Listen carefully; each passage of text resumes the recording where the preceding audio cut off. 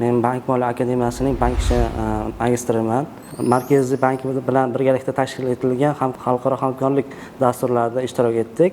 O'zimda shu islom moliyasi bo'yicha anchagina qiziqishlarim bor edi va shu asosida bizlar ilmiy dissertatsiya yoqlash davomida Turkiyaga imtiyozli o'quv dasturi bo'yicha suhbat bo'lib o'tdi. Shu suhbatdan muvaffaqiyatli o'tdik. Bu dastur Bank moliya akademiyasining rasmiy Telegram saytlarida va Instagram postlarida e'lon qilingan edi.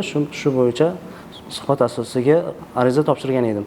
Mazkur dastur asosida Turkiyaning Istanbul shahrida joylashgan Markaziy bankining maxsus ekspert o'qituvchilari bilan birgalikda jamoamizga juda ko'p tushunchalar va o'quv dasturlarini o'tib berishdi. Biz bundan juda mamnunmiz.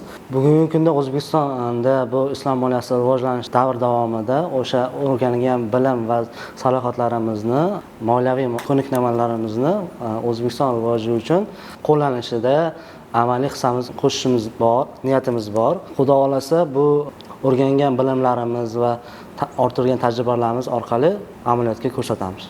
Bugungi kunda mazkur akademiyaga topshirmoqchi bo'lgan yoshlarga yoki talabalarga shuni tavsiya qilib o'tamanki, ilm olishga juda ko'p imkoniyatlar yaratilgan va bu o'quv dasturlari dunyo standartlariga javob beradi.